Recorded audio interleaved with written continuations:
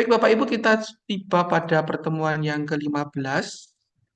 Nggak terasa memang pertemuannya banyak, kita pertemuan yang ke-15. Saya sedang mereminder pertemuan kemarin yang ke-14, bahwa kita masih berputar-putar mengenai apa yang dialami oleh Abraham.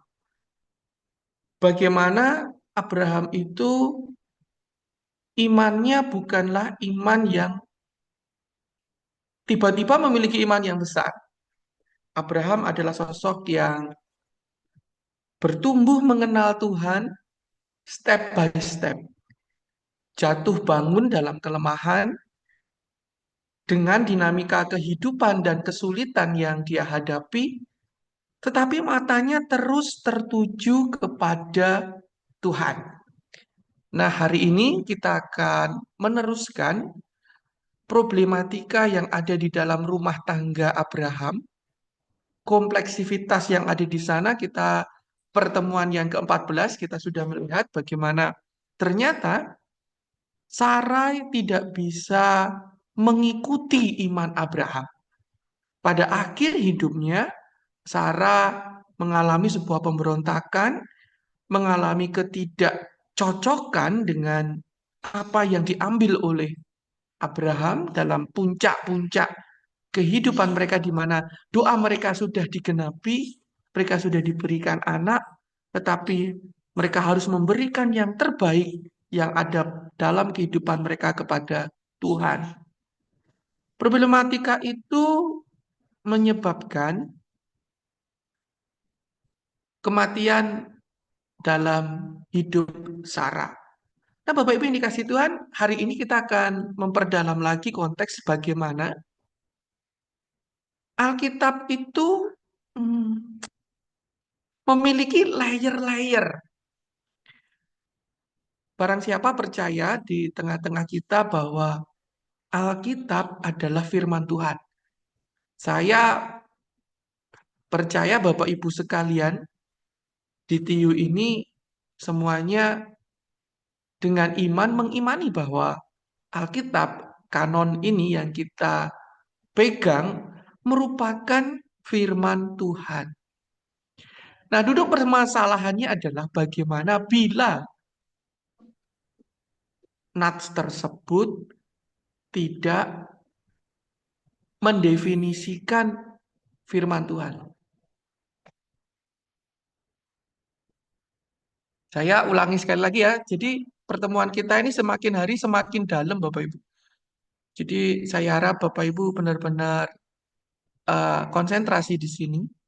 Begini Bapak Ibu. Kita percaya bahwa Alkitab adalah firman Tuhan. Oh, semua percaya. Tetapi duduk permasalahannya adalah ketika nukilan, ketika nats itu tidak secara direct, tidak secara langsung, di sana berbunyi demikianlah firman Tuhan. Alkitab merupakan wahyu yang daripada Tuhan. Beberapa waktu ini saya memberikan catatan-catatan perkuliahan yang sedang saya ambil dari Israel kepada Bapak Ibu sekalian.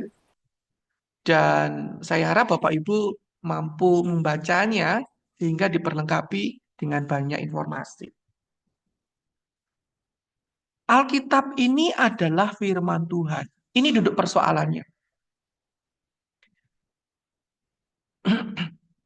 Persoalannya adalah ketika kita harus bisa mendefinisikan, harus bisa mendengar, harus bisa menangkap di manakah letak suara firman Tuhan pada suatu pointer yang di situ benar-benar tidak tertulis berkata pesyatnya demikianlah firman Tuhan Vayomer. Vayomer adalah bentuk daripada Tuhan itu berfirman. Dalam bahasa Indonesia, kalau suatu nats kita baca Tuhan berfirman, maka kata-katanya itu kata-kata firman. Tetapi kalau misalkan Kata-kata itu merupakan definisi, kata-kata itu memang merupakan keterangan, kata-kata itu merupakan apa ya? Narasi yang berkembang. Apakah kita bisa tahu bahwa itu juga termasuk firman Tuhan? Oke? Saya harap Bapak Ibu cukup cukup dalam pembukaan itu. Kita masih berputar-putar dalam memahami narasi daerah Tanah Negev, bagian yang kelima, di mana pada hari ini kita akan mempelajari 3 pasal. Kejadian pasal 22, Kejadian pasal 23, dan Kejadian pasal 24. Silahkan di hadapan Bapak Ibu sekalian disiapkan Alkitabnya. Kembali kita akan terjun di situ. Kejadian pasal 22, 23, dan 24. Kita akan kembali melihat layer-layer di balik apa yang ada yang sudah dibaca. Ya, kembali saya mengingatkan Bapak Ibu bahwa Abraham adalah orang yang dipanggil keluar. Eber, Ibrani, menyeberang dari tempat di mana dia dilahirkan. Dari tempat di mana kerajaan itu berasal daripada dia memiliki apa ya, kekayaan, memiliki sumber, memiliki kehidupan. Dia dipanggil dari sana untuk berjalan bersama Tuhan. Dan Tuhan menjanjikan kepada Abraham bahwa wilayah yang dipijak Abraham adalah menjadi miliknya. Nah, mari kita akan kaji, kita akan resapi di situ apa yang ingin Tuhan sampaikan lebih dalam lagi. Bapak Ibu yang dikasih Tuhan, inilah wilayah terakhir bagaimana Abraham menetap, yaitu di daerah Berseba. Dan inilah tanah Negev, tanah di mana tidak ada kehidupan, tanah yang kering, tanah yang benar-benar gersang.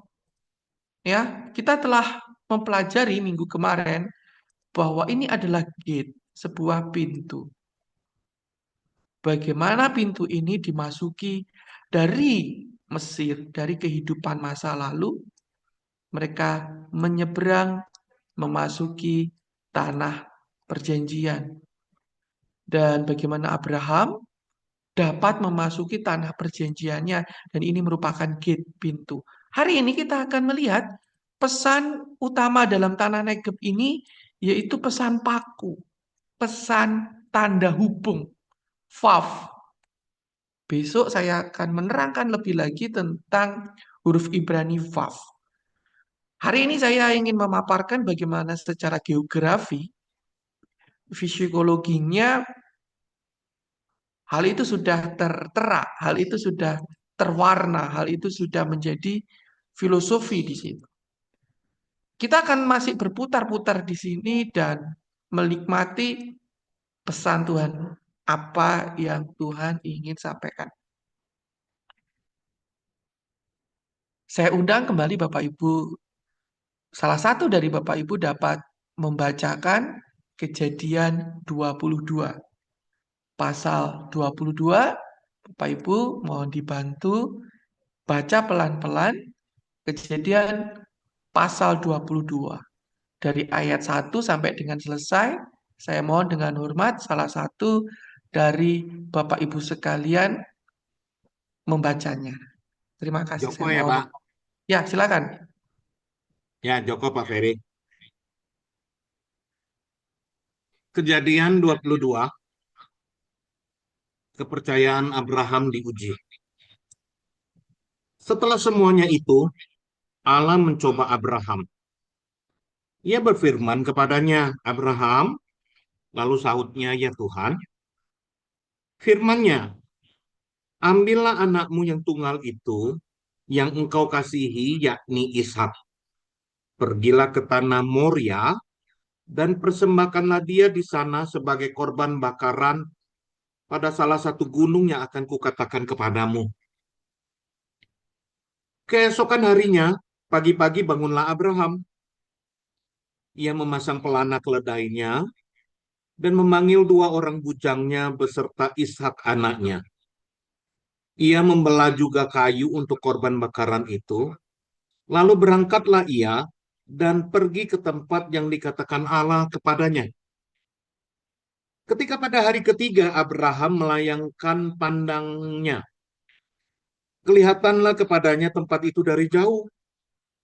Kata Abraham kepada kedua bujangnya itu, tinggallah kamu di sini dengan keledai ini, aku beserta anak ini akan pergi ke sana.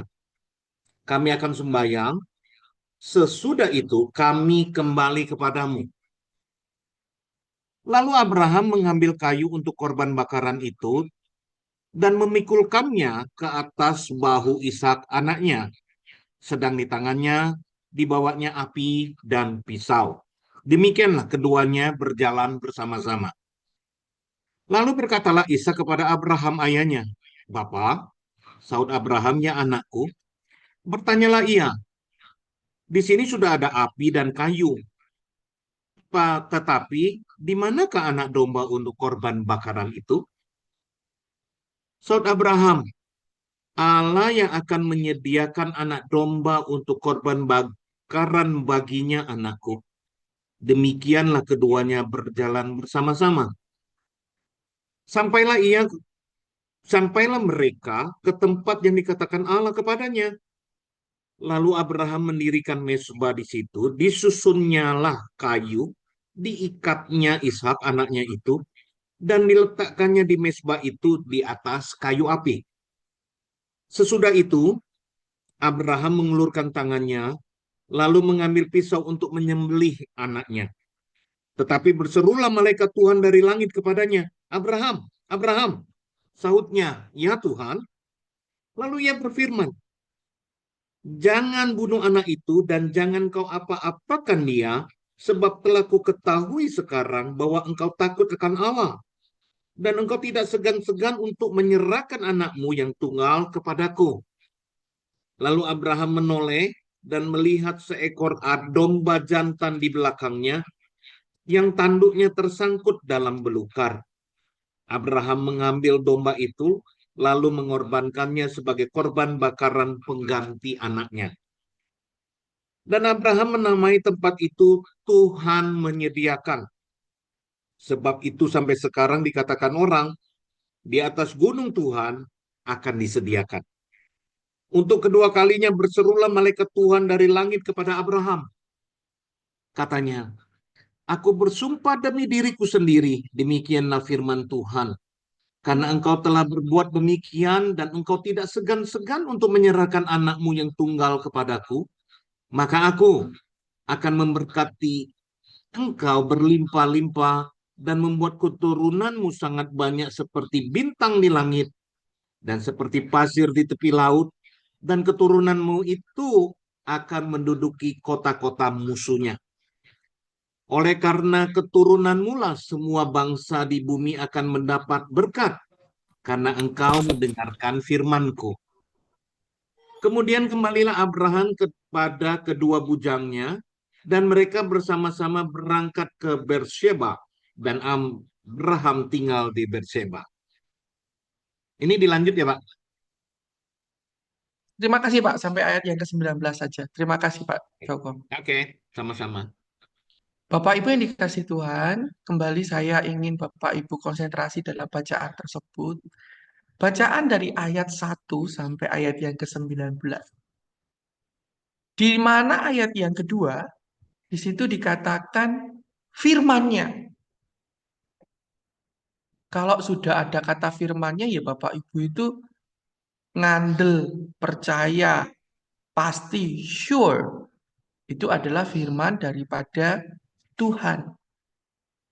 Tetapi bagaimana Anda ketika Anda, Bapak Ibu melihat bahwa dalam ayat yang ke 7, dalam ayat yang ke-6, lalu Abraham mengambil kayu untuk korban bakaran itu dan memikulnya ke atas bahu Iskak. Apakah Bapak Ibu, kenapa kok Iskak kok tiba-tiba memikul kayu? Kenapa Abraham kok tiba-tiba menyuruh Iskak memikul kayu? Kenapa ada skenario seperti itu? Seolah-olah kita dapat menerawang, kita dapat eh, memaknai apa yang dilakukan oleh Abraham, dilakukan juga oleh Yesus. Bagaimana Yesus memikul kayu. Pertanyaannya tetap menjadi sebuah pertanyaan yang dari tadi saya bahas.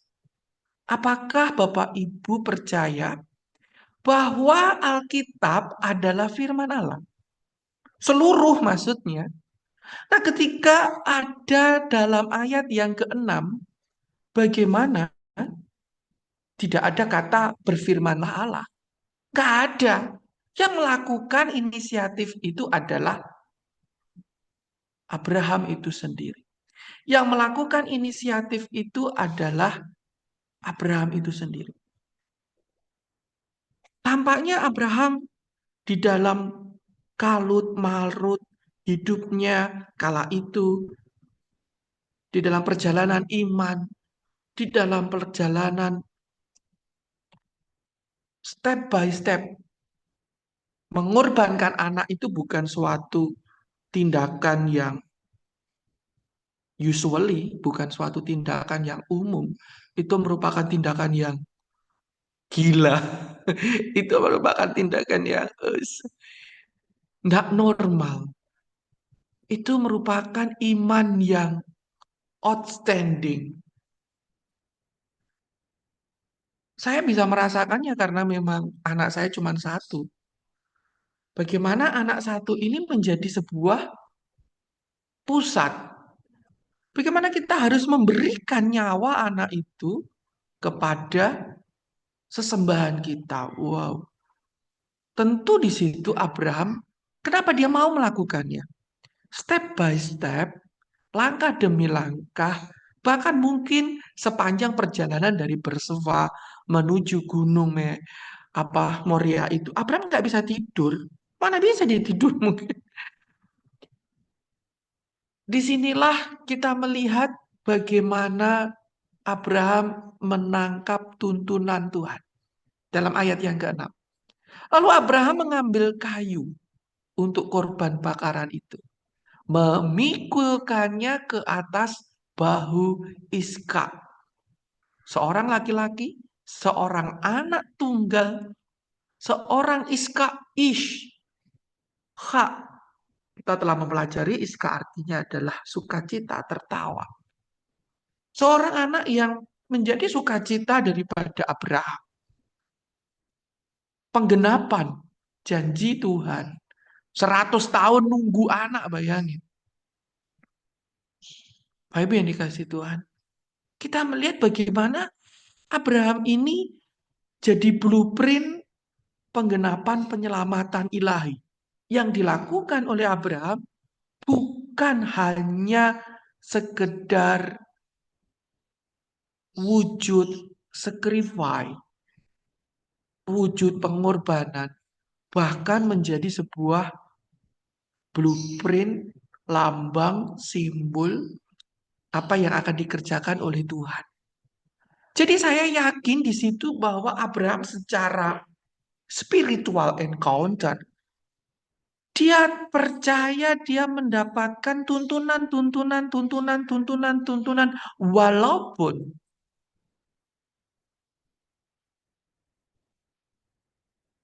dia tidak mendengarnya. Jadi suara Tuhan itu mampu didengar secara audible, tapi juga mampu didengar tanpa audible. Saya ulangi sekali lagi karena ini sedikit rumit ya. Suara Tuhan, firman Tuhan itu mampu Anda deskripsikan walaupun tanpa ada bunyi firman-Nya, tanpa ada bunyi, maka Tuhan berfirman. Saya dapat berkomunikasi dengan mengeluarkan suara. Bapak Ibu pasti mendengar suara saya dimanapun Anda berada, entah sedang ngapain aja. Tetapi Bapak Ibu tahu nggak, kalau mungkin saya tanpa mengeluarkan suara, saya bisa memberikan sebuah message.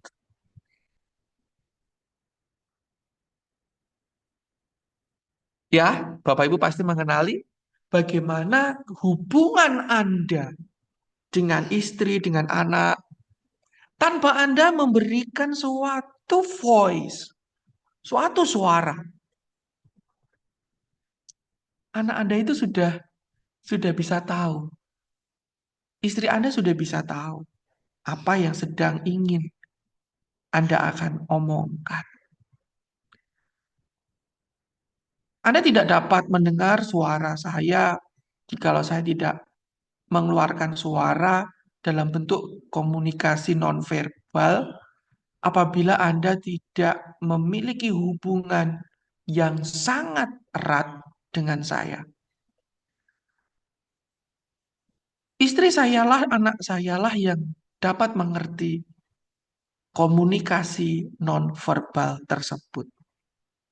Entah itu kedipan mata, entah itu anggukan, entah itu hanya body language, entah itu hanya jempol yang sedang menempel di kulit, atau entah itu apa yang terjadi. Orang yang memiliki hubungan erat dengan Tuhan, dia dapat menangkap komunikasi nonverbal. Nah, itu yang terjadi di dalam Kejadian 22 ini. Apa komunikasi nonverbal di sini?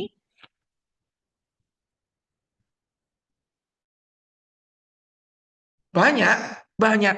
Dan pada kesempatan kali ini kita akan melihat sosok Iska.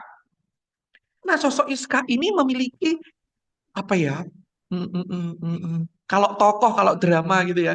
Drama ini diperankan, cerita ini diangkat dari Abraham.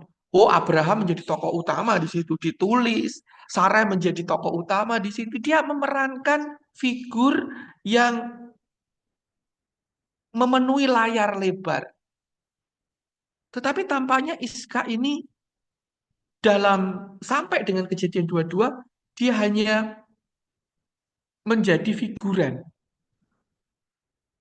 Loh, padahal dia itu adalah yang dijanjikan loh. Dia menjadi figuran seolah-olah tidak aktif untuk memberikan sebuah peran utama di situ. Enggak, tidak menonjol dia di situ. Dia hanya eh, eh, eh, seperti orang ketiga gitu loh. Dia perannya itu ndelesep, perannya itu tersembunyi. Bapak ini kasih Tuhan, tanpa Iska mau diikat, bayangin, papinya tiba-tiba ngajak dia pergi. Loh kan, nggak ada domba yang disembelih. Membawa pisau dan hanya membawa api. Bingung dia. Nah, bagaimana Abraham itu bisa tahu kalau nanti Tuhan itu menyediakan di sana? Tentulah Bapak Ibu dalam percakapan-percakapan itu dan bahkan di ujung di atas gunung itu Iskak lah yang tentunya dikasih tahu sama Abraham bahwa kamulah yang diminta. Tanpa Iskak mau melaksanakannya, ya tidak mungkin. Dia memiliki sebuah hak untuk kabur. Oh bisa, anak-anak sekarang itu Pak, pinter-pinter ya. Kabur pasti Bapak Ibu. kabur, mana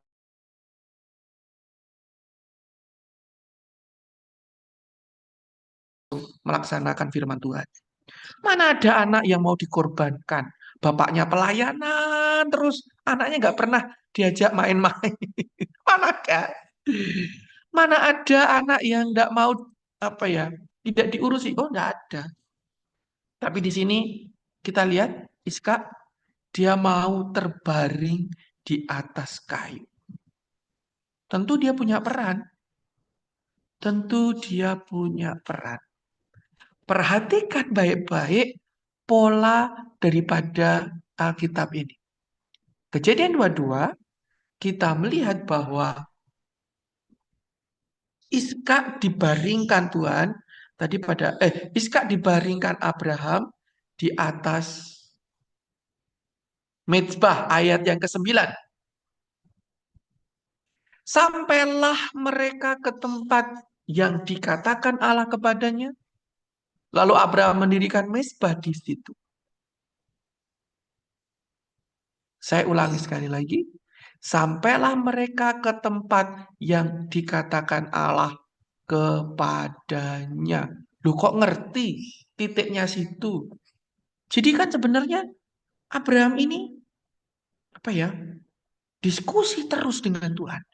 Dan apa yang didiskusikan Abraham kepada Tuhan, disinilah letak bagaimana Iskak mendapatkan pengajaran, mendapatkan warisan iman, mendapatkan ajaran-ajaran yang mendalam daripada Abraham. Oh, tidak mungkin, oh, Abraham menang-menang wae. Tidak mungkin, Bapak Ibu. Ketika di situ dikatakan diikatnya Iska, ayat yang ke-9.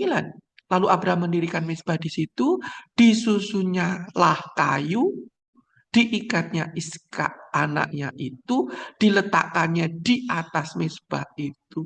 Lah itu bocah wis gede loh, umurnya 33 tahun loh. Apa enggak kerengkelan, nendang-nendang kaki.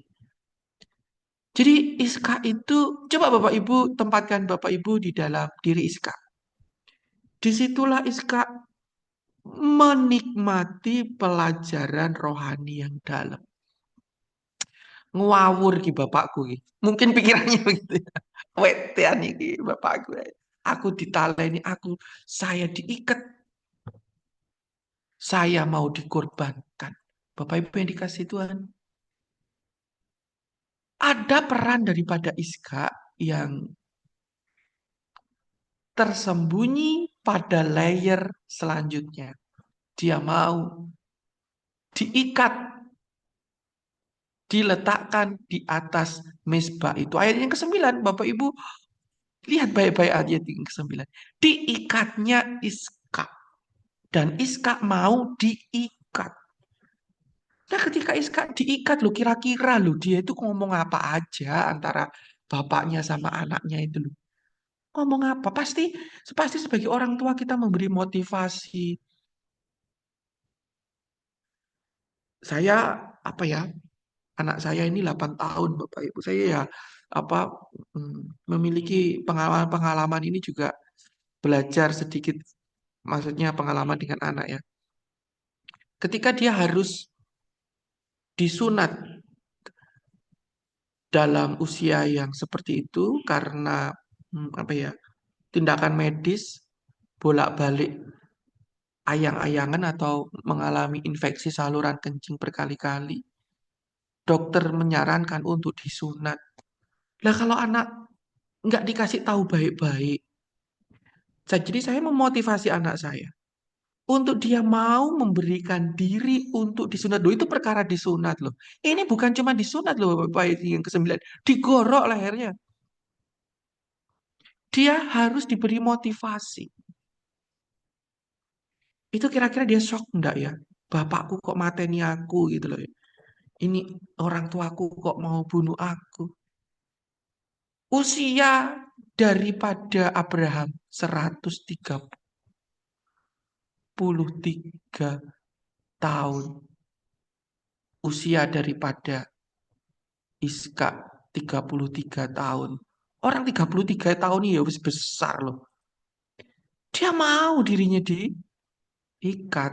Nah, ini layer selanjutnya ya Bapak Ibu. Oke, saya harap Bapak Ibu mengerti ada rahasia diikat.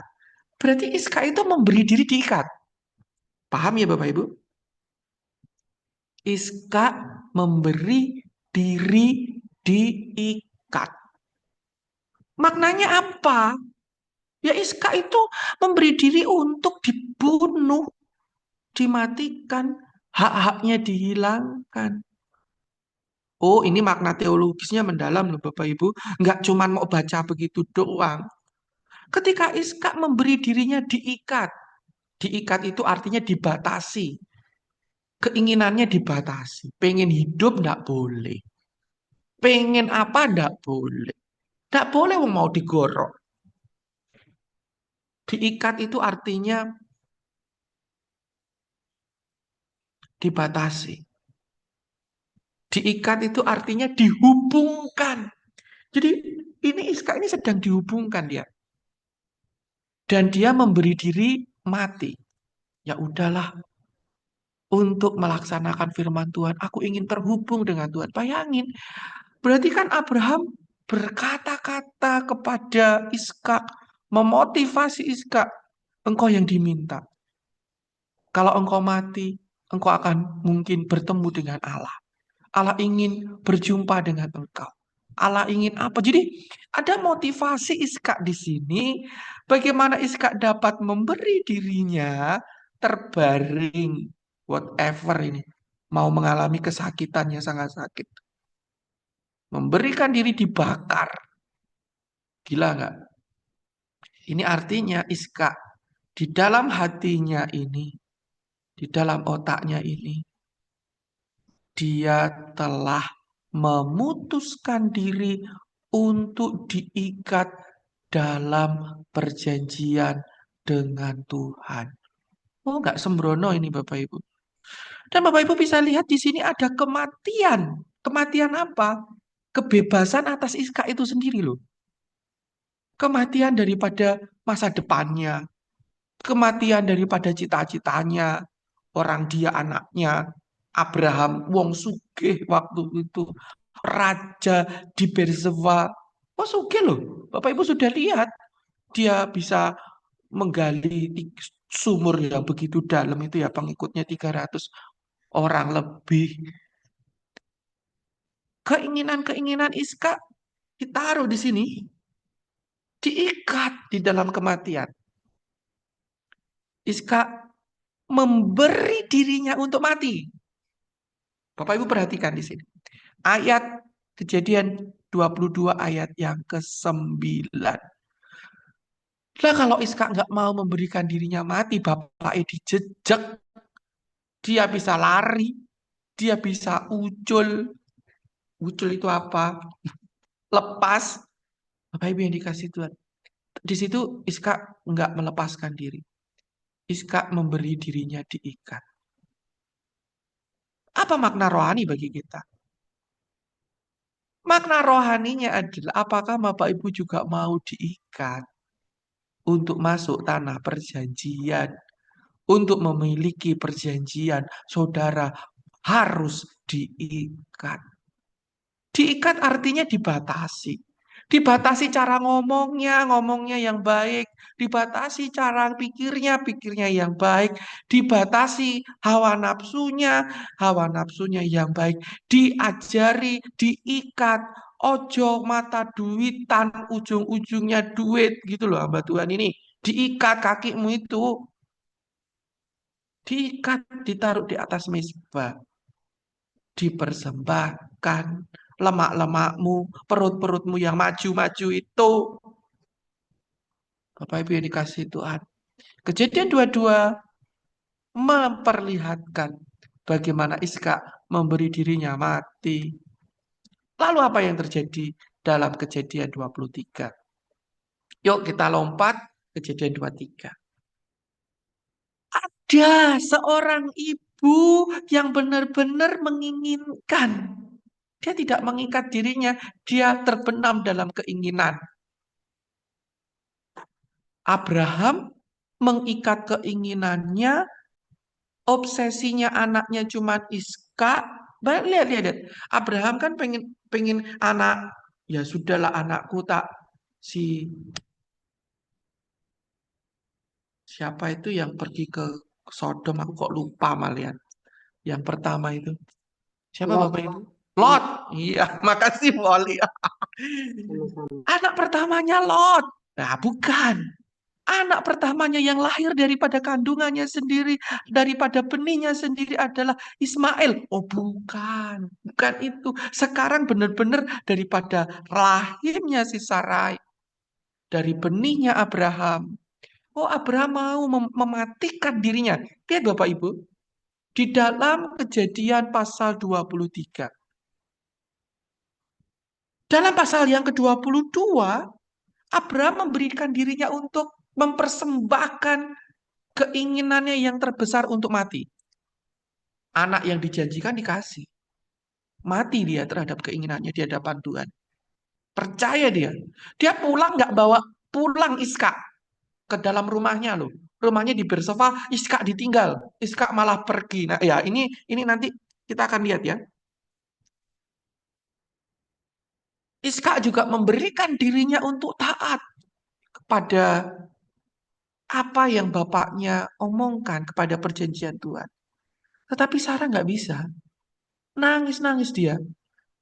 Kok bisa anaknya yang dia sudah tunggu-tunggu 90 tahun, udah lahir, malah dipersembahkan, dibunuh, dibakar. Oh, stres dia. Orang yang mencari berkat Tuhan, orang yang mencari. Nah, ini memang di dalam hubungan kita dengan Tuhan kita akan menerima berkat, menerima janji Tuhan, menerima pemberian Tuhan. Nah, kalau orientasinya kepada Tuhan itu berorientasi atas pemberian, berorientasi kepada berkat, mati. Mati ini Sarah ini. Mati. Pasal 23, Sarah yang mencari berkat, mati. Sedangkan orang yang mempersembahkan berkatnya kepada Tuhan di atas mezbah itu, berkat dalam arti mempersembahkan keinginan-keinginan dagingnya di situ, malah hidup. Abraham hidup, Iskanya hidup. Yuk kita lihat Kejadian 23.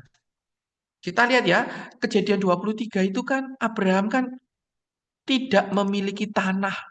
Tanah perjanjian itu bukan miliknya Abraham.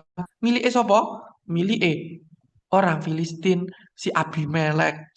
Miliknya siapa itu? Miliknya orang-orang sekitar, orang Kanaan, tanah Kanaan itu.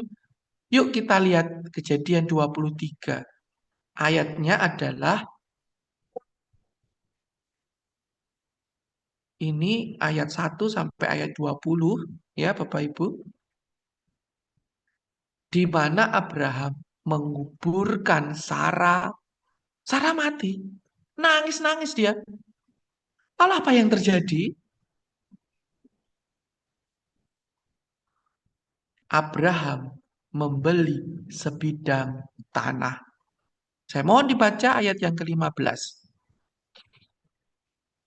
Bapak Ibu yang bisa baca, tolong dibaca Kejadian 23 ayat yang ke-15. Monggo. Kejadian pasal 23 ayat 15. Tuanku, dengarkanlah aku. Sebidang tanah dengan harga 400 shikal perak. Apa artinya itu bagi kita? Kuburkan sajalah istrimu yang mati itu. Nah, jadi ayat 16 Bu. Siap. Lalu Abraham menerima usul Efron. Maka ditimbangnyalah perak untuk Efron, sebanyak yang dimintanya dengan didengar oleh Bani Het itu. 400 shikal perak, seperti yang berlaku di antara para saudagar. Bapak Ibu yang dikasih Tuhan. Perhatikan baik-baik ayat. 16, 15 dan 16. Tanah yang dimiliki oleh Abraham dalam hidup Abraham pertama kali adalah apa? Tanah kuburan. Abraham itu tidak punya sebidang tempat di tanah perjanjian itu. Itu artinya, lihat ini, kalau Bapak Ibu melihat dengan baik, yang dimiliki oleh Abraham itu yang dibeli Abraham di kota Hebron ini adalah sebidang kuburan. Kuburan loh di sini Bapak Ibu dia belinya itu. Ini loh di Hebron. Wis cuman itu doang yang Abraham punya atas tanah perjanjian, nggak ada yang lain. Dia nggak punya yang lain. Itu artinya 400 shikal, 4. Nah, ini kata gematria lagi. 4 itu artinya adalah pintu. 4 itu artinya adalah mencari Tuhan dengan kerendahan hati, memiskinkan diri, transformasi. Bapak Ibu lihat, tanah yang justru dimiliki hak milik yang menjadi bagian Abraham pertama kali adalah tanah kuburan. Itu artinya, Bapak Ibu kalau mau memiliki janji-janji Tuhan, belilah kuburanmu. Enggak, pendeta-pendeta hamba-hamba Tuhan itu mereka ngeklaim janji Tuhan itu gerejanya besar gitu ya. Mobilnya dari mobil kecil menjadi mobil besar kalau ujung-ujungnya Alphard gitu ya. Terus naik. Di sini Abraham menunjukkan dalam poin akhir yang dibeli menjadi hak milik Abraham kuburan. Tapi Bapak Ibu bisa lihat kuburan yang Abraham miliki tidak dihancurkan Tuhan sampai hari ini. Kalau bait Tuhan, kalau bait Tuhan itu, ya Bapak Ibu, dia apa namanya di Yerusalem hancur. Ini adalah kuburan Abraham. Sampai hari ini, oh besar Bapak Ibu. Itu dibangun Herodes itu kayak miniatur daripada bait suci ini. Tempat di dalam sini. Ini separuh masjid, separuh sinagode. Disinilah Abraham dikubur, Sarai dikubur, Iskak dikubur gitu ya. Disinilah para patriark itu tinggal. Mereka pertama-tama memiliki tanah itu adalah tanah kuburan. Tetapi sampai hari ini justru mereka lah yang menduduki negeri itu. Nah, kita akan melihat, kita akan belajar. Lompat. Setelah pasal 23, Abraham membeli tanah kuburan. Ya, Bapak Ibu. Abraham membeli tanah kuburan itu ayat pasal 24 kita melihat perkawinan sebuah pengikatan. Nah, ini ada pengikatan juga. 22 ada pengikatan, 23 kematian, 24 ada pengikatan yang membawa kehidupan. Perkawinan daripada Iskak. Nah, sekarang loh saya mau tanya Bapak Ibu. Pernah nggak Bapak Ibu tuh mikir gini? Siapa sih yang menuntun Iskak untuk Iskak itu kok bisa tinggal di Lahai-Roi? Kenapa tempat tinggalnya itu adalah Lahai-Roi? Oke, nanti kita akan lihat ya. Bagaimana Iskak itu ketika perjumpaannya dengan Tuhan di atas Gunung Moria itu, dia menyaksikan sendiri bagaimana Abraham berjumpa dengan Malak Adonai dan akhirnya memanggilnya Tuhan yang menyediakan Tuhan yang menyediakan ya. Bapak Ibu harus tahu itu panggilan Abraham di dalam Kejadian 22 ayat 14. Adonai, Yireh itu adalah Ra'ah, Tuhan yang melihat. Nah, ini Tuhan yang menyediakan Lalu bagaimana Adonai Yireh itu, Adonai yang melihat itu menjadi visi daripada Iska untuk Iska tinggal di Laheroi, Allah yang Tuhan yang memberikan hidup, air hidup. Itu keren loh. Iska itu ngerti, oh aku sudah mati di atas gunung dan sekarang aku harus hidup di sumur Lahairoi. Oh ya, nanti ya akan saya terangkan ini pelan-pelan. Kita lihat dulu pasal 24. Kita akan memahami tentang pengikatan. Nah, bagaimana kita memiliki studi? Tujuan studi kita adalah menyelami transformasi yang terjadi dalam diri Iska. Iska bertransformasi. Spiritual hatinya itu dari kematian, dari tidak mengenal Tuhan, jadi mengenal Tuhan. Perjumpaannya dengan Tuhan. Dan kita dapat memfokuskan dalam studi ini, kita dapat melihat makna daripada akedah pengikatan Iska di Gunung Moria itu. Ya, sebentar kita akan memasuki Paskah, dan Paskah adalah bagaimana korban Kristus di atas kayu salib itu, dan kita akan memahami bagaimana Iska merupakan simbol perubahan jiwa yang ada di atas Gunung Moria, jiwa yang mau diikat, jiwa yang mau dimatikan. Ya, lalu dia menjadi jiwa yang hidup, jiwa yang berubah. Kita akan memadukan pembacaan secara literal dari sumber-sumber Ibrani, sumber-sumber Talmud, Midras, gitu ya, dan mungkin dari Kabalah dan Zohar, di mana kita akan benar-benar melihat, merenungkan kisah ini dalam perspektif spiritual. Nah, Bapak Ibu yang dikasih Tuhan, peristiwa pengikatan Iska ini merupakan ujian iman yang sangat penting. Tidak hanya bagi Abraham doang, tetapi sebenarnya itu bagi Iskak. Iskak, ia mengalami transformasi di situ. Ia mengalami yang disebut perubahan dari yang tidak dominan. Dalam Nats itu Kejadian 22 sebelumnya ya, dia tidak dominan di situ. Dia dikatakan sifatnya itu sebagai sifat feminim. Orang yang feminim itu tidak dominan. Dan feminim itu, nukbah itu, dia itu tidak diangkat. Jadi Alkitab ini selalu menuliskan terfokus kepada sesuatu yang maskulin. Maskulin itu, laki-laki itu diangkat ya. Tapi kalau anak perempuan itu dia tidak ditulis. Misalkan Kain, Habel kok bisa menikah, punya keturunan itu ya. Lah, karena anak perempuan feminim ini nggak ditulis. Jadi sifat daripada ketersembunyian Iska menunjukkan kefeminiman daripada Iska.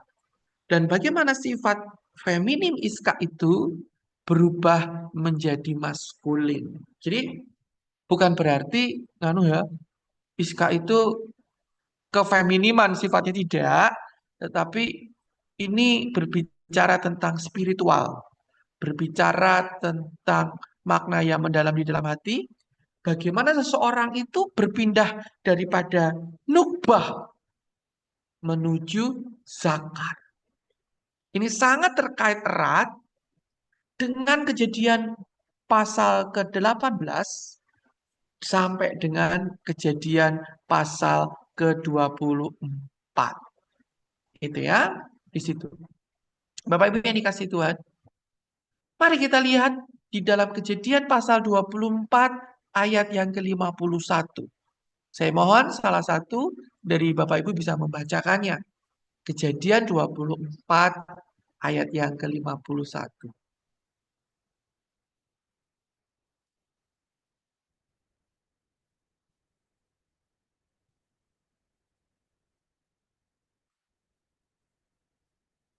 Ya, halo? Kejadian 24 ayat 51, saya persilakan dibaca. Kejadian 24 ayat 51. Lihat, Ribka ada di depanmu. Bawalah dia dan pergilah, supaya ia menjadi istri anak tuanmu, seperti yang difirmankan Tuhan. Bapak Ibu yang dikasih Tuhan, tampaknya ayat ini biasa ya kalau dibaca Bapak Ibu ya. Maknanya itu apa pesan Tuhan daripada nukilan ayat ini? Itulah yang seringkali dari depan itu saya sampaikan. Tampaknya ayat ini tidak ada definisi Tuhan berfirman di situ. Oh, nggak ada.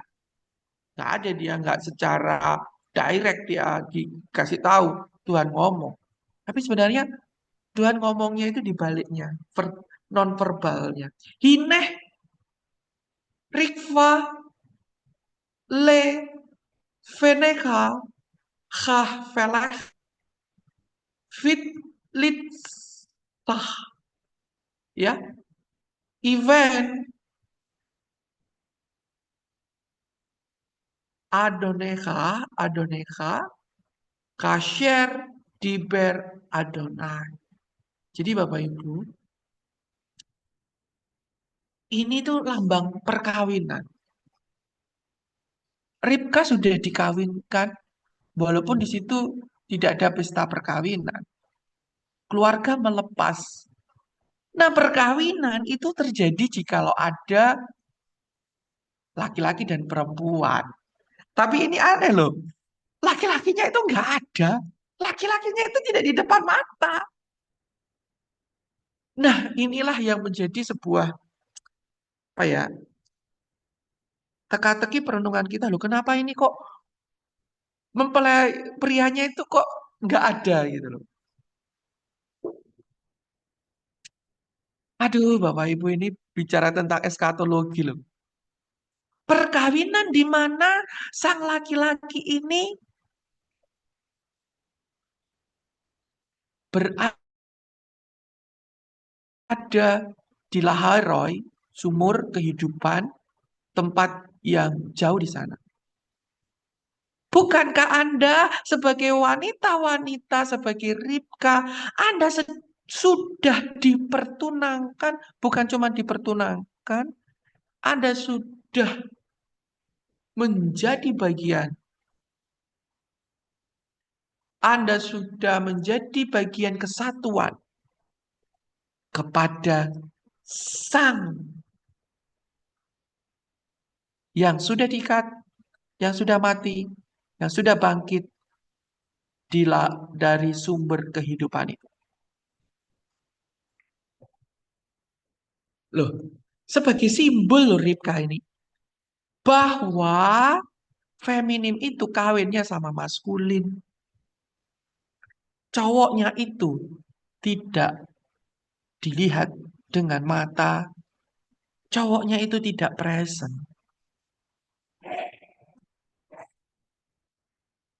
Apa yang terjadi? Kita lihat ayat sebelumnya. Bagaimana dalam Kejadian pasal yang ke-18, ayat yang ke-10. Dan firman-Nya, sesungguhnya aku akan kembali tahun depan mendapatkan engkau. Pada waktu itulah Sarai, istrimu, akan mempunyai seorang anak laki-laki. Dan Sarai mendengarkan pada pintu kemah yang di belakang. Nah, teks ini memang berbicara, menjanjikan bagaimana Ishak akan turun, diberikan kepada Sarai dalam usia lanjut. Ini menunjukkan sebuah interferensi bahwa feminim itu mendapatkan sesuatu anak itu bukan dari usahanya dia, tapi dari berkat berkat yang daripada Tuhan. Oh ya, manusia boleh berusaha, tapi Tuhan yang memberkati. Manusia boleh melakukan berbagai usaha, tetapi hasil itu pemberian dari atas. Nah, Iska ini adalah pemberian dari atas. Dia terikat dengan janji Tuhan. Kristus itu pemberian dari atas. Dia bukan usaha daripada manusia. Dia merupakan karya Roh Kudus sendiri yang luar biasa. Ini simbol bahwa sebenarnya dalam ketidakmampuan manusia, dia mampu melakukannya. Sarai ketika umur 90 tahun sudah mati, mens, katakanlah mati, sudah tidak mens lagi, saudara, sudah mati kandungannya. Lihat, lihat ini. Kok bisa ya?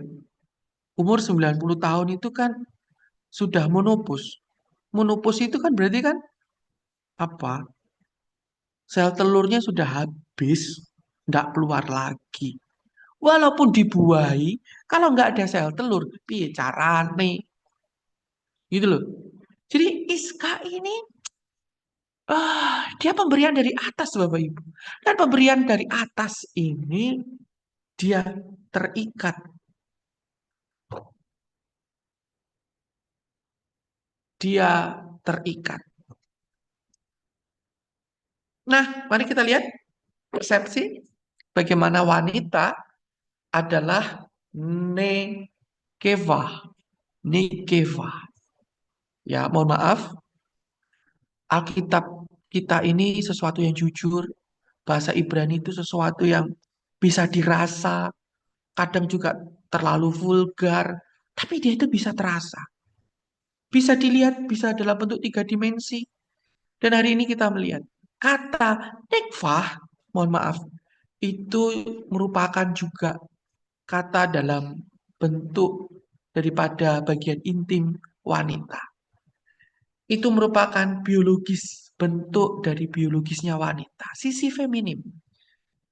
Bagaimana wanita itu memiliki lubang. Bagaimana wanita itu memiliki ruang. Memiliki bagian yang pasif. Menerima doang dia.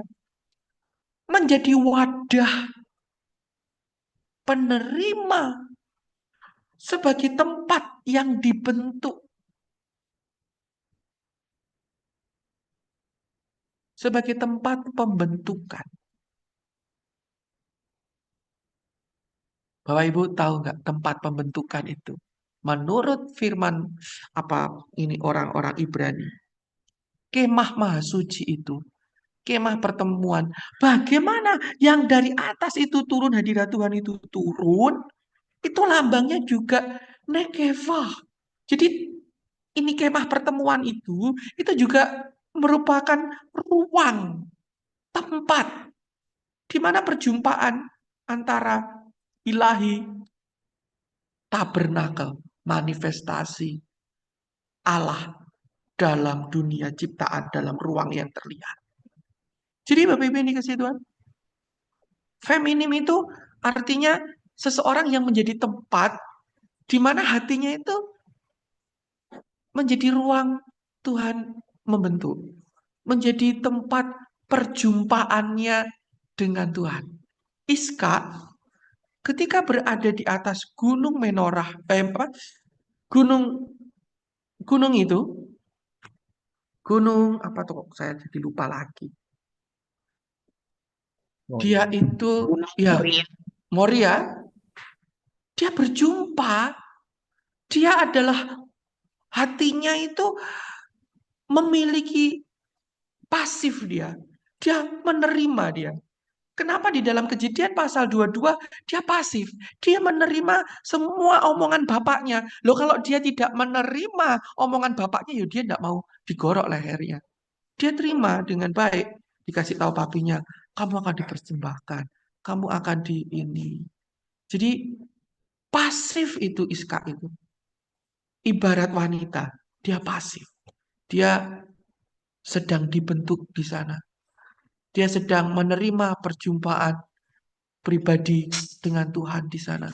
Ada pertemuan, ada tabernakel, ada Shekinah glory yang ada di atas Gunung Moria itu, Bapak Ibu yang dikasih Tuhan. Itulah sebabnya tempat di mana Iskak diikat oleh Raja Daud dicari. Didirikanlah di situ sebuah bait Allah. Didirikan di atas batu itu, batu foundation stone itu, ruang maha suci yang hari ini adalah apa itu Dome of Rock. Di atas batu itulah Iskak telah ditaruh. Di atas batu itulah hatinya Iskak sedang bertemu dengan Tuhan. Lalu dia berubah menjadi laki-laki. Sakar. Laki-laki itu sakar. Memiliki sakar. Nah, sakar ini anehnya ya. Jadi Bapak Ibu, bahasa Ibrani itu satu kata itu artinya banyak. Bisa ke sana, bisa dilihat di sini, bisa dilihat di sini. Memang dia berarti zakar. Bentuk daripada bagian intim daripada laki-laki. Tapi dia memiliki akar kata yaitu mengikat, memperingati. Lah yo keren. Waduh, saya ketika ngelihat ini, oh alah, ketika Iska itu diikat, dia menjadi bagian utama, pemeran utama. Aspek maskulinnya itu aktif. Ketika gereja itu mau diikat Tuhan, ketika Anda mau diikat oleh Tuhan, memberikan dirimu diikat, ketemu dengan Tuhan, ketemu dengan firman Tuhan itu sendiri. Ada spiritual dalam hatimu yang berubah dari pasif menjadi aktif. Ketika dirimu itu diikat dengan firman Tuhan, saudara akan menjadi aktif di situ. Saudara akan terus mengingat firman Tuhan. Oh iya, aktif. Aktif memberitakan firman, aktif menabur firman, aktif menabur benih. Jangan menabur gosip, menghipnotis orang untuk mendatangkan persembahan. Oh jangan, itu salah. Aktif menabur firman. Aspek maskulin daripada gereja. Aktif. Mempresentasikan bagaimana gereja menerima pemberian Allah itu. Ya, secara spiritual. Mentransformasikan batiniah Iska. Dari yang tidak terlihat feminim menjadi maskulin. Ya. Nah, Iska ini lahir akibat bagaimana Tuhan mengingat, ini loh, mengingat Kejadian 21 ayat yang pertama. Kalau Bapak Ibu baca, lalu Tuhan mengingat. Nah yuk dibaca aja deh. Kejadian 21 ayat 1 Bapak Ibu. Dikasih Tuhan. Saya mohon bantuan. Kejadian 21 ayat yang pertama. Kejadian 21 ayat yang pertama. Tuhan memperhatikan Sarah seperti yang difirmankannya, dan Tuhan melakukan kepada Sarah seperti yang dijanjikannya. Terima kasih. Memperhatikan itu kan berarti mengingat. Memperhatikan. Dia mengingat. Zakar. Dan juga dia mengikat. Jadi Iska itu sesuatu yang diingat, sesuatu yang diperhatikan, sesuatu yang diikat. Sudah dari situnya. Lalu Sarah mengandung. Jadi pemberian daripada Tuhan. Tuhanlah sang pemberi. Tuhanlah yang meng-create. Tidak mungkin hamil Orang sudah ndak mens, gimana caranya? Nenek-nenek 90 tahun, kakek-kakek 100 tahun. Bagaimana caranya? Semuanya itu hanya karena kasih karunia pekerjaan Tuhan. Dan kita gereja, kita hanya seperti feminim. Bukan karena usaha Anda, kebaikan Anda ditebus. Bukan karena Anda itu melakukan hal baik, Anda mendapatkan berkat. Oh enggak, semuanya yang engkau punya adalah pemberian. Karena Tuhan melihat, karena Tuhan mengingat, karena Adonai El Roy, karena Adonai itu yireh, melihat, memperhatikan. Ketika Tuhan memperhatikan, ketika Tuhan mengingat, Bapak Ibu kata hamil itu ya, terjadi pembuahan karena karya Allah, terjadi penciptaan itu, ya, kehamilan itu yang dalam bahasa Ibrani-nya adalah harah secara biologis, artinya hamil, artinya mengandung. Nah, eber, nyebrang. Nah, itu kan kan ini kan sesuatu yang lucu ya. Ibrani, Ibrani itu eber, nyebrang. Nah, eber itu bukan cuma nyebrang, itu juga mengandung. Nyun sewu, minta maaf ya. Mengandung itu akibat sperma yang menyeberang dari laki-laki menuju perempuan. Abram dari Ur, dia menyeberang ke tanah perjanjian. Jadi pihak maskulin ini nyebrang menuju tanah kandungan, menjadi hamil. Luar biasa kan bahasa Ibrani. Wah, keren. Jadi ketika di situ dikatakan bahwa Abraham itu pergi daripada Ur ke tanah perjanjian. Tanah itu, hak adamah itu feminim. Hak adamah tanah, debu itu feminim. Lalu Abraham itu nyebrang. Lah jadinya hamil. Nah, ini kan permainan-permainan filosofi ya. Jadi Bapak Ibu, hasadah itu ya, ibir hasadah, jiwa baru, hidup baru. Nah, ini loh. Jadi filosofi hidup baru, filosofi lahir baru itu karena Anda nyebrang dari Mesir menuju tanah perjanjian, nyebrang dari Ur ke tanah perjanjian, ada jiwa baru, ada lahir baru karena engkau mau diikat. Karena engkau mau dibuai. Karena engkau mau dizakar, diikat, diingat, diperhatikan Tuhan. Jiwa baru. Tak citas tenan Bapak Ibu kasih Tuhan. Saya semangat sekali di sini. Karena ada penyingkapan yang membuat saya exciting tentang jiwa baru, hidup baru. Itu ternyata terkait-kait dengan kata Ibrani menyeberang. Sperma itu loh dari laki-laki, dari zakar, pindah ke nikfah itu tadi. Maka timbullah jiwa baru.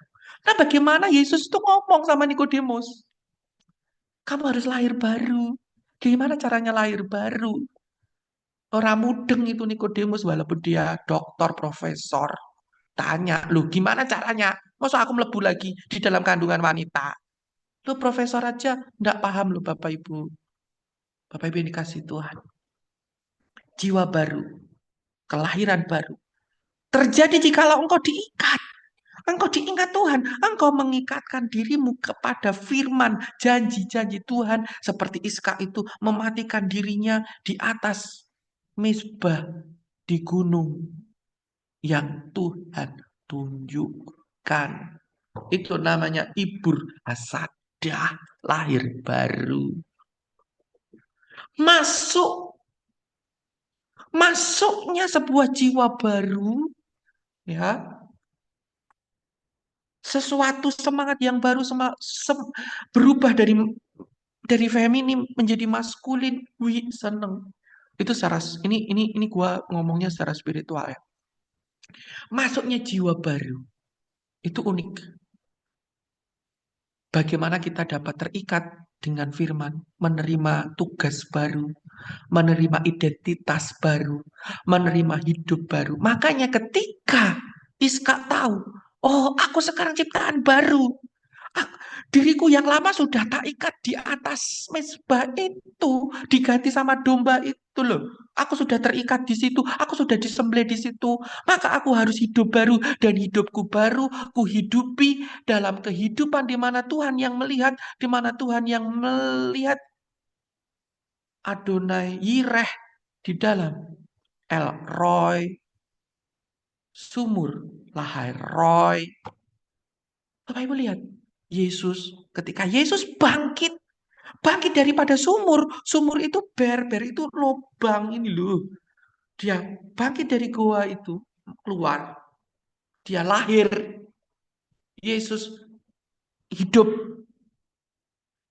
Anda harus hidup. Caranya gimana? Belilah goa kematian Anda. Dalam Kejadian 23, bagaimana Abraham membeli gua Malpela. Ayo, Bapak Ibu, kuburkanlah dirimu. Kalau engkau menguburkan dirimu, oh Anda akan hidup baru, langit baru. Jadi proses transformasi Ishak ini melalui yang disebut akedah pengikatan Ishak itu. Bagaimana dia meninggalkan posisi yang reseptif, posisi yang cuma menerima, dia menerima arahan bapaknya. Dia menerima loh, lehernya mau dipenggal. Lalu dia mengalami perubahan. Ketemu dengan Sekinah Glory. Ketemu dengan Malak Adonai. Mendengar sendiri suaranya. Kemudian secara spiritual, dia jadi mengerti. Dan maka dia memiliki tuntunan untuk dia tinggal di Lahai Roy. Sehingga neneknya, apa? Kok neneknya? Nenek tua itu yang menjadi ibunya itu Sarai.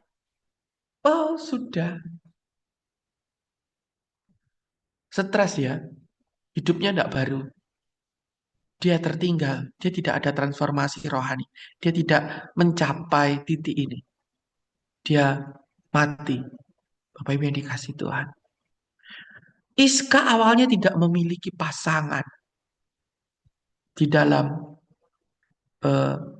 Kejadian 23. Itu artinya dia itu sifatnya itu adalah feminim. Nah, ini rahasia ya. Jadi orang yang tidak menikah itu karena sifatnya itu feminim. Ada roh feminim di situ. Sehingga dia tidak dapat menabur benih. Jadi kenapa orang-orang itu juga apa ya, laki-laki kepada laki-laki, wanita juga kepada wanita, itu dia ada roh femininitasnya itu tinggi banget. Ketidakseimbangannya dia itu tinggi banget. Mereka perlu ditransformasi ke arah roh yang maskulin. Nah, proses pengikatan di Gunung Moria ini, Bapak Ibu, menjadikan sebuah simbolis yang kuat. Bagaimana dia itu mematikan jiwanya, mematikan apa ya, harapannya, masa depannya, cita-citanya gitu ya. Setelah itu Bapak Ibu bisa lihat Kejadian 24. Bagaimana Ribka secara konseptual menjadi pasangan yang seimbang bagi Ishak. Nah, ini luar biasanya di sini. Jadi lahir baru ya, atau eber, hamil, menyeberang, merujuk pada pembuahan jiwa, merujuk kepada rohani yang lahir baru, rohani yang dibaharui. Nah, proses daripada lahir baru ini, Bapak Ibu dikasih Tuhan, terjadi karena Anda sudah berada pada dimensi yang lebih tinggi dari dimensi sekarang. Oh iya, lebih tinggi. Oh, dulunya nggak suka mata duitan, meningkat. Dulunya apa ya, mata keranjang gitu ya, meningkat ya. Jadi ketika Anda lahir baru, itu artinya Anda itu naik ke atas gunung. Orang yang naik ke atas gunung itu susah, Bapak Ibu. Dia naik ke dalam level-level yang lebih tinggi. Nah, Iska, dia berada di tempat tinggi di Gunung Moria itu. Dia ketemu dengan Shekinah Glory di situ. Dan dia diikat kepada janji firman itu. Kepada tanah, oleh sebab itulah Iska nggak boleh keluar dari tanah itu. Dia yang mau jadi pewaris. Sadar, Anda semua ini adalah pewaris tanah perjanjian, langit baru, bumi baru. Oleh sebab itu Bapak Ibu terikat. Loh, sadar loh saudara. Saudara itu diikat. Nah sekarang saya mau tanya, apakah Bapak Ibu sadar diikat? Ternyata enggak ya, kerengkelan ya. Nendang-nendang kanan kiri ya. Oh Bapak Ibu itu harus terikat, digorok lehernya. Lahir baru di atas gunung itu. Banyak. Nah yuk kita selidikin. Kata Moria, kan ada gunung Moria ya. Ada luar biasanya berita Moria. Moria itu, ya ini loh gematrianya. He, mem, fav, res, yod, he. Ini ya. Ini dihitung 266. Nah, dalam 266 ini ya kodenya Bapak Ibu ya. Bisa dilihat dalam ini, melihatnya bukan dalam hitungan-hitungan matematis. Kadang-kadang gematria itu bukan sebuah bilangan, tapi dia sebuah angka yang berbicara. Nah, ini dia angka yang berbicara, ini rada rumit Bapak Ibu. Saya belum menjelaskan sampai di situ, tapi saya sedang mempresentasikan angka yang berbicara. 2 sama 66. Ya, 266. 266 bisa 266. Bisa disebut 2 lalu 6. 66-nya apa? 33 dikali 2. Sebanyak 2. Apa di sini 2? Yang satunya adalah 2 bujang. Ya, 2 bujang itu nanti ada lambangnya sendiri. Lalu 33 sebanyak 2 yaitu Iska dan Yesus itu juga ada lambangnya sendiri. Nah, 226 ini juga bisa digabung 26 sama 6. Kalau 26, apakah 26? 26 itu adalah Yod, He, Vav, He. Nah, kata Yod, He, Vav, He itu mau hitung itu jumlahnya 26. Berarti sepanjang 6 itu ada Yod, He, Vav, He. Apa? 6? 6 itu adalah 6 mata angin. Utara, selatan, timur, barat, atas, bawah. Bapak Ibu ini kasih Tuhan. Di segala arah hidupmu. Di segala arah hidupmu. Di sanalah ada Yod He Vav He, ada Allah. Dan ada 6. Apa 6? 6 itu paku. 6 itu Vav. Jadi dalam segala arah hidupmu itu loh Bapak Ibu. Anda harus memakukan dirimu, Anda harus mengikat dirimu, Anda harus mematikan dirimu agar dirimu ketemu sama Yod Vav He, karena Yod Vav He ada di segala arah hidupmu.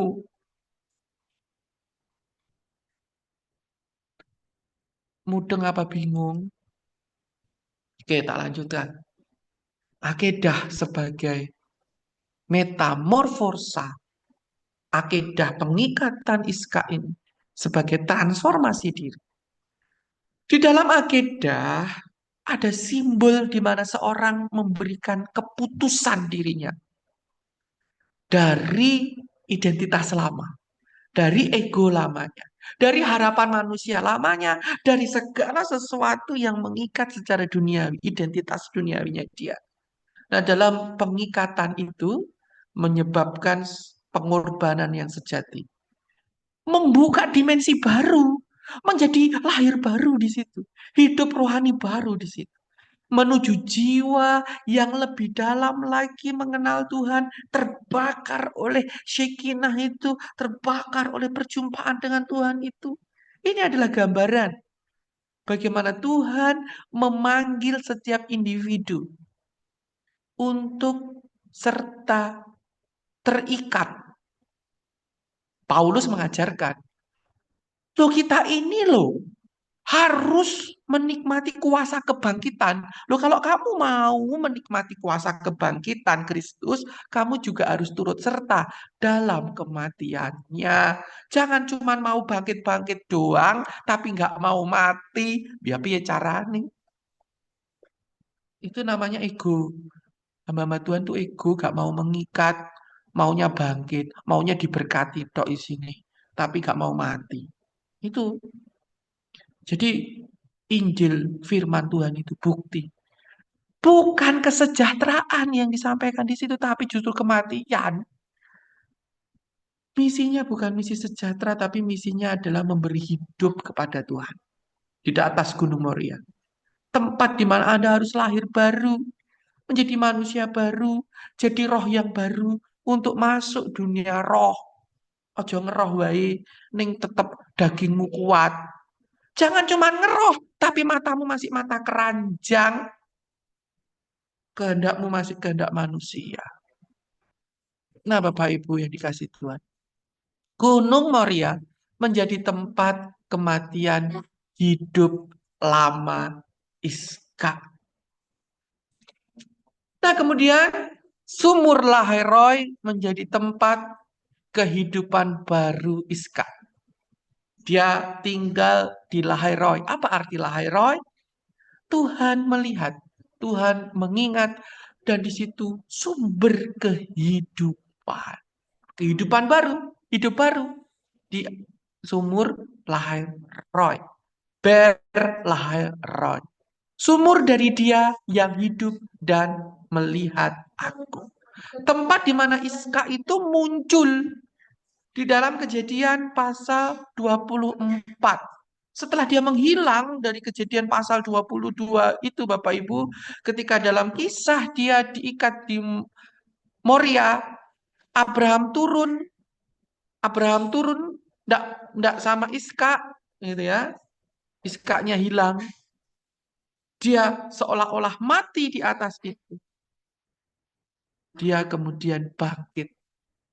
Dia kemudian hidup. Dia kemudian menetap di Lahairoi. Melambangkan kondisi spiritual rohani daripada Iska yang hidup baru. Hidup dengan hadirat Tuhan. Melambangkan pemeliharaan ekstrim walaupun tempatnya tidak bisa dihidupi, kering, tanah kering. Nenek-nenek sudah 90 tahun sudah kering, monopos. Itu kering. Kemudian dalam Kejadian 24 ayat yang ke-20 ayat yang ke-62 sampai dengan 64. Mau dibacakan? Kejadian 24 ayat 62 sampai dengan 64.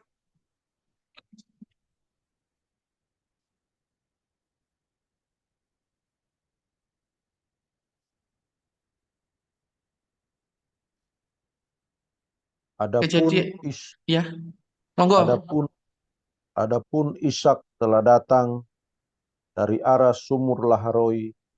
Ia tinggal di tanah Negeb. Menjelang senja, Ishak sedang keluar untuk berjalan-jalan di padang. Ia melayangkan pandangnya, maka dilihatnyalah ada unta-unta datang. Ribka juga melayangkan pandangannya, dan ketika dilihatnya Ishak, turunlah ia dari untanya. Amin. Makasih Pak Semce, suara Anda suara yang khas. Kalau baca aku langsung tahu itu suaranya Pak Semce. Bapak Ibu coba lihat. Menjelang apa? Ayat 63, menjelang apa? Menjelang senja. Oh, ini jangan dianggap biasa. Saudara kalau baca mesti kelewatan. Menjelang senja. Sorry ya. Menjelang senja, mempelai laki-laki ketemu dengan mempelai Perempuan. perempuan. Apa senja bagi orang Ibrani? Senja itu piye, Bapak Ibu yang dikasih Tuhan? Apa kata Alkitab tentang senja? Menjelang Pergantian. petang itu, ya, ya, makasih. Menjelang pergantian hari. Berarti kan itu kan, ini ada dua pemikiran ya. Pemikiran Rabinik, pemikiran Hebrew, atau pemikiran Georgian. Kalau Georgian menjelang senja, itu berarti dini hari, pagi-pagi benar. Pagi-pagi benar, itu kalau dalam persepsi kita. Tapi ini kan menjelang senja kan menjelang pergantian hari, gitu loh. Paginya mereka menjelang pergantian hari. Terjadi perjumpaan antara mempelai laki-laki dan mempelai perempuan. Ini perjanjian lama. Oleh sebab itu di dalam perjanjian baru, aneh memang, pertemuan antara 5 gadis bodoh dan 5 gadis bijaksana, pernikahan daripada itu terjadi itu pada dini hari malam. Jadi menjelang pergantian hari. Ini dia. Ini ada eskatologi. Kristus akan dipertunangkan dengan Anda sebagai perempuan itu menjelang pergantian hari. Siapkah Anda di sana? Siapkah Anda berjumpa dengan Kristus yang bangkit daripada Lahairoi, gua itu, ya kan? Anda akan bertemu dengan Sang Kristus menjelang senja. Oh, ini ada eskatologinya, Bapak Ibu. Enggak asal. Bapak Ibu yang dikasih Tuhan. Kita lihat syaratnya agar Anda itu diperkawinkan, dipersatukan dengan mempelai laki-laki. Syaratnya ada dalam Kejadian 24 ayat 22. Setelah unta-unta itu puas minum, maka orang itu mengambil anting-anting emas yang setengah sikal beratnya dan sepasang gelang tangan yang 10 sikal emas beratnya. Bapak Ibu yang dikasih Tuhan. Orang yang disuruh sama Abraham itu namanya siapa? Kok aku lupa. Siapa Bapak Ibu? Eliezer. Iya, Cik Tin, terima kasih. Eliezer. Eliezer adalah orang yang disuruh mencari mempelai wanita.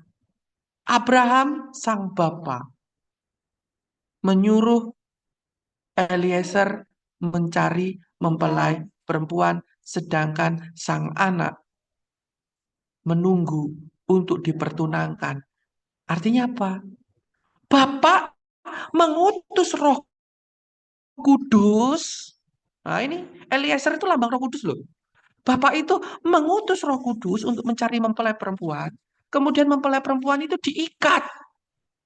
Dipasang gelang tangannya, dipasang anting-anting telinganya, diberikan karunia. Maksudnya kan emas itu kan berharga, karunia, pemberian, pemberian, pemberian. Tangan diikat. Apa artinya tangan diikat? Tangan ini lambang pekerjaan. Pekerjaan, hasil pekerjaan tanganmu itu diikat. Diikat dengan janji Tuhan. Telinga. Telinga itu apa yang kau dengar? Semua. Mendengar. Belajar. Diikat dengan firman Tuhan. Hal yang berharga. Harta berharga. Emas itu harta berharga. Dan harta berharga itu adalah firman. Ini loh, lambang pengikatan Bapak Ibu. Jadi apa yang diikat? Engkau itu tidak diikat dengan cuman tali, lambang. Tapi Roh Kudus mengikat engkau dengan firman. Dengan firman diikatnya tanganmu apa yang engkau kerjakan. Ketika Ribka diikat tangannya, diberi anting-anting. Menandakan kesiapan untuk taat. Siap dia jadi mempelai perempuan. Siap dia menjadi ibu. Siap dia kesiapan untuk mendengar suara Tuhan, suara mempelai pria, suara suaminya, taat kepada suaminya. Dia harus siap mendengar. Lah hamba-hamba Tuhan telinganya itu enggak diikat anting-anting, tidak mendengar suara firman tenanan, yang didengar suara dirinya sendiri, otaknya dia sendiri, yang didengar perutnya sendiri, kan gitu kan. Saudara harus dipasang anting-anting di telinga. Saudara harus diikat pekerjaan tangan. Ini secara profetik melambangkan bagaimana mempelai Kristus harus bersedia mendengar, harus bersedia taat kepada sang mempelai laki-laki. Gelang itu menunjukkan ketersediaan diri untuk melayani. Tindakan yang dikuduskan, pekerjaan tanganmu itu dikuduskan. Perjanjian, keterikatan digandeng. Ya, Ribka bersedia mendengar tuannya, bersedia tangannya digandeng Tuhan dalam kehidupan. Galatia 5 ayat yang ke-6. Iman yang bekerja melalui kasih.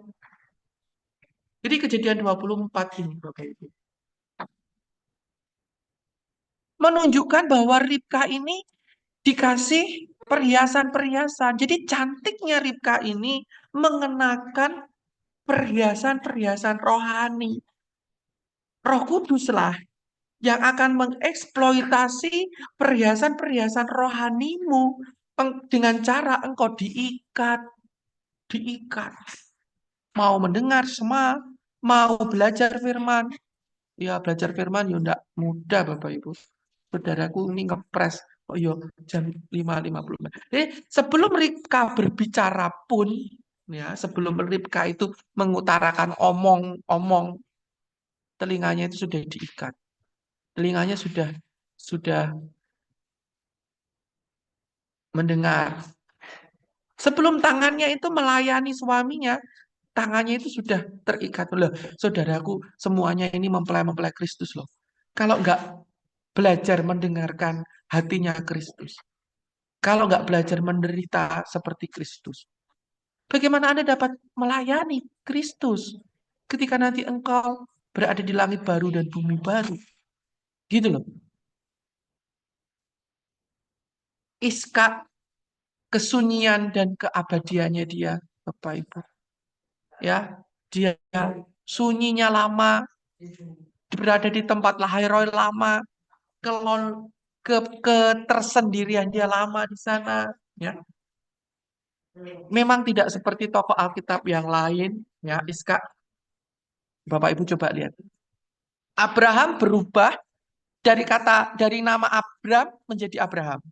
Sarah menjadi Sarai. Yakub menjadi Israel. Tapi Iskak ini loh namanya gak berubah sendiri loh saudara. Kenapa dia tidak berubah sendiri? Karena nama Iskak itu memiliki gematria 208 dan itu adalah berarti 26 dikali 8. 26 itu adalah Yod Evave, nama tetragrammaton. Sedangkan 8 itu melambangkan dimensi kekekalan. Nah, angka 8 kan yo muter wae gitu ya. Jadi kalau nulis angka 8 itu, jadi Bapak Ibu, Iska ini namanya kekal. Karena apa? Karena dia itu terhubung lambang daripada Yesus yang namanya tidak berubah. Dulu, sekarang, sampai selama-lamanya. Nama itu adalah nama yang kekal. Jadi namanya Iska pun harus. Nah, ini lambang Iska ini keren Bapak Ibu. Aduh, saya senang. Amin. Terima kasih dokter. Jadi Iska adalah tokoh yang paling diam, paling pasif di situ. Tetapi dia memiliki transformasi jiwa, transformasi kehidupan. Dia berada di dalam kekekalan. Namanya dia tergantung di situ. Nah, Bapak Ibu yang dikasih Tuhan. Iska akhirnya menikah dengan Ribka. Ya. 208 ditambahi 307, Ribka itu 307, jadinya 515. Nah, 515 itu loh sama dengan tefilah, sama dengan doa. Berdoa artinya berhubungan dengan Tuhan. Berdoa artinya berada di dalam rahim, mengandung. Berdoa itu artinya berada dalam apa? Namanya? Ruang maha suci, perjumpaan. Berdoa itu 515. Menunjukkan sebuah hubungan yang erat. Doa dan pemberian. Maskulin dan feminim. Ya toh? Bukan kepentingan pribadi ada di situ, tapi suatu kebersatuan. Jadi Ribka digambarkan seorang perempuan yang aktif, ya. Kalau Iska itu orangnya meneng wae, mendel mawon. Tapi wanitanya si Ribka ini dia wanita yang multi tugas. Wanita yang bisa memberi minum kawanan unta-unta yang banyak. Oh, aktif dia bekerja. Ini wanita. Ya, laki-lakinya dilayani banget. Nah, itulah narasi kita hari ini. Kita belajar apa yang terjadi di tanah Negev. Di sini Bapak Ibu, tanah yang mati, bagaimana kita bisa terhubung ya dari dunia.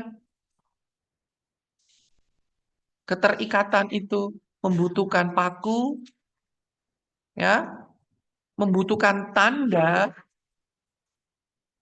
ya, tanda itu Bapak Ibu add, dan dia juga menyeberang. Ini apa? PN. Jadi dari ini menuju ini, atau dari sini menuju sini ya, langit. Beresit bara Elohim et hasyamaim ve'et ha'eretz. Jadi pada mulanya Tuhan menciptakan langit dan bumi. Tuhan Yesus memberkati Bapak Ibu. Masih bersambung, tidak Masih cukup Pak di Ferdi, sini. luar biasa ya.